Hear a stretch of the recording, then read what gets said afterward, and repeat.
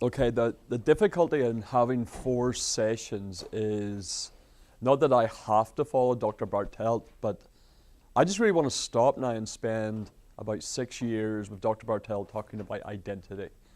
You know, because my brain is just spinning now with a million things. So I'm going to take 1 second to kind of take a big part of my head and go try to infiltrate Dr. Bartelt's head and take everything from him, hack his brain so I can have it. Okay, session 2. Man, I want to know everything right now. I don't know if you're like that, but I really, really want to know everything right now. And the fact that I can't have his brain right now is so frustrating to me. Session 2, the wall of interpretation. And I'm going to do something I tend to do because I'm in America and I'm not American and this is not my native language. Americans tend to love my accent. It's kind of melodious. It has this sort of soothing chant that will put you under if you didn't have a good night's sleep. I do not want to hear afterwards, because I took some time with this, you know, that you just love my accent, you didn't understand a word I said. So if you actually miss something, and there's certain American words like the number 8. I can't say 8 in American. You know, so there are other words I can't actually pronounce yet. Do it again. 8. You know, it's the way we make money is they just get me to say 8 a whole lot and then people just write checks for Young Life. But there are, I do tend to, it's like the umlaut in German. For 9 years I was a missionary. And you know, umlaut, when you've spent your entire life speaking English on ulans, you don't actually move the front of your mouth. You speak from here, like this. So you can't actually form an umlaut sound without doing this, you know. So I'm struggling with Americans still, you know. I'm not quite sure which part of my mouth's meant to move to create a Midwest American accent. Interpretation. So put your hand up if you haven't been able to interpret my accent. An empathetic explanation is the title, the subtitle of our session number 2, interpretation.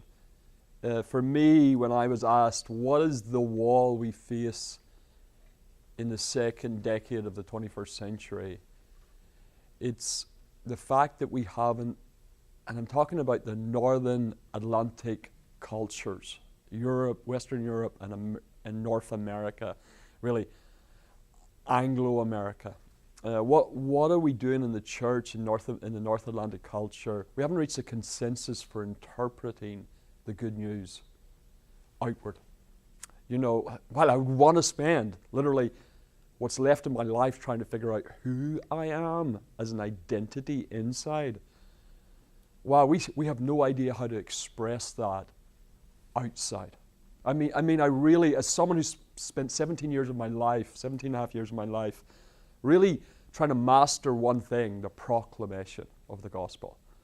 I'm really concerned that the great wall we have created is we don't have a consensus for interpreting the good news. You see, I had the privilege to be a missionary in Germany for 9 years.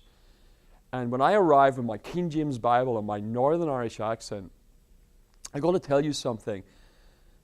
Learning a new language in a new culture, in a new context, because Northern Ireland and Europe may be European, but that is all we have in common, is we have a meta-narrative European overarching culture, and then it all falls apart at that point. And in October 2003, the Luther movie landed in Europe, in Germany specifically. And the Luther movie, while here was this wonderful subcultural Christian thing that you all went to see and had at your churches, in Germany, it was the blockbuster of 2003. Far outselling everything else, you see, because in America it was about being Christian and a proclamation of the good news. In Germany it was about history. It was about meta-narrative, because in Germany Luther is not the guy who helped figure out Protestantism. He's the guy who created the German language. He's one of the great fathers of the German cultural identity. And so is one of the fastest dubbed movies from English to German. It just huge blockbuster box office sales, okay? Huge success in the box office. The Luther movie was about identity and expressing it in an interpretation that created, so you understand this, the epitome of German today is organized. In Ordnung, everything together, everything as it should be. In the Middle Ages, when Luther was trying to proclaim the good news, he belonged to a people that were synonymous with disorder. The German principalities at that time, in the 16th century, they were synonymous. It was a statement in Europe that if you said you're being German, it means you were being both ignorant and unruly. And he had a time of chaos and conflict in a culture that was the epitome of chaos and conflict. And he found this challenge. He says, how do I interpret the good news that's always been around into my context, into my culture, that is confusion, conflict, disorder, disharmony? In a time when it seems the gender war was raging, it seemed the generational war, the theological war, the academic, the rational war versus tradition war of the Renaissance was beginning to that spark that would turn into fire was beginning to spark everywhere. And Luther goes, what do I do just to communicate a clear message, an interpretation of my identity? And so in 1522, Luther creates the German language in the New Testament, the first German New Testament. My wife and I, we turn up, fast forward, nothing new under the sun. We're in 21st century Germany, and we're trying to create a language to express the New Testament. And we're like, post-Christian, postmodern, post-secular, post. Friend is an academic. We were sitting at a conference and people were talking about being postmodern, and she said, we're 3 steps past that already. The internet age of informational speed highway leaves postmodern as something that's an historical irrelevance to you today if you're trying to communicate to anyone under 30. We're long past a postmodern society.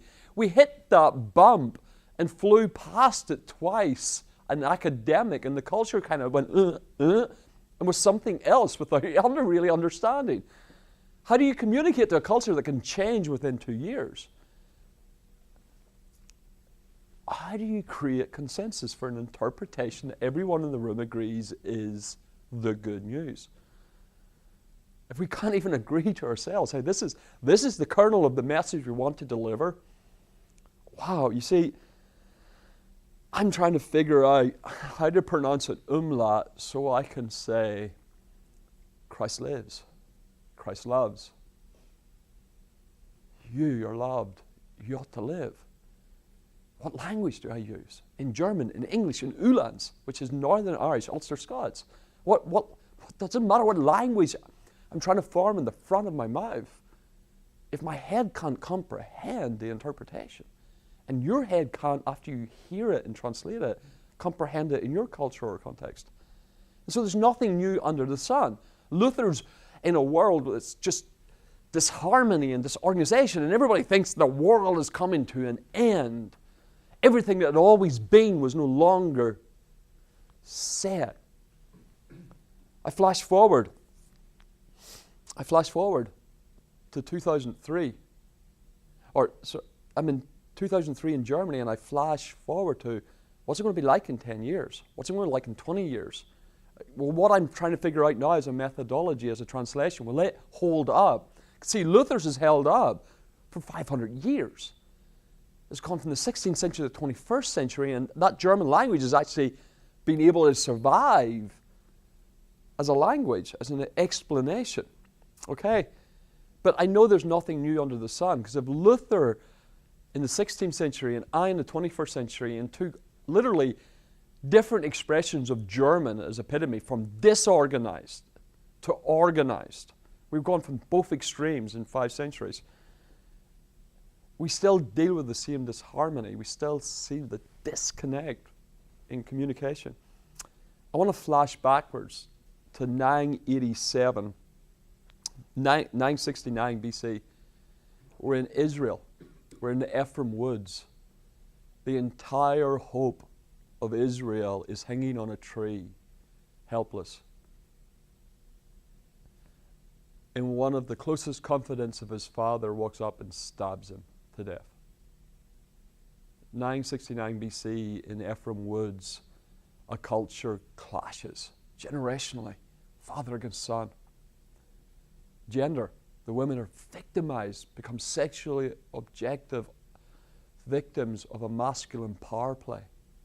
Over 2 decades, women have been abused, isolated, undermined.